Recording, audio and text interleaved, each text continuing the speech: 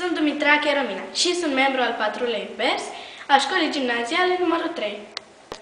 Prin tot ceea ce întreprindem, încercăm să sensibilizăm colegii asupra rezultatelor activităților lor cotidiene, ale populației în general, asupra sănătății mediului și implicit a stării noastre de sănătate.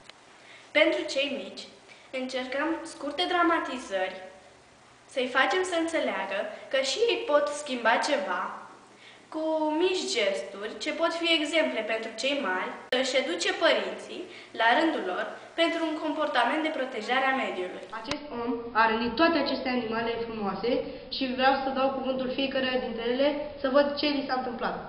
Dau cuvântul broaștei. După cum puteți vedea, broasca nu poate să vorbească, așa că voi vorbi eu în locul ei. Broasca nota liniștită, căutându-și micul dejun, când a văzut în apă ceva ce semăna cu mâncarea ei preferată, așa că s-a dus să o prindă. Dar nu a fost o meduză, ci a fost plasa acestuia. Ce o să se întâmple? Cum o să se mai hrănească? Cuvântul peștelui.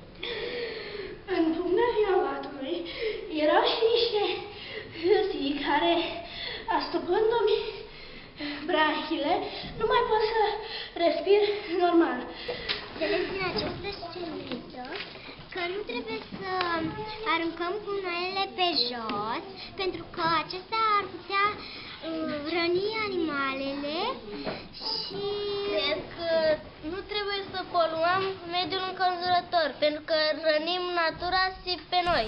Vrem să ne bucurăm și de acum înainte de frumusețile și bogățiile mării? Atunci să nu o mai poluăm.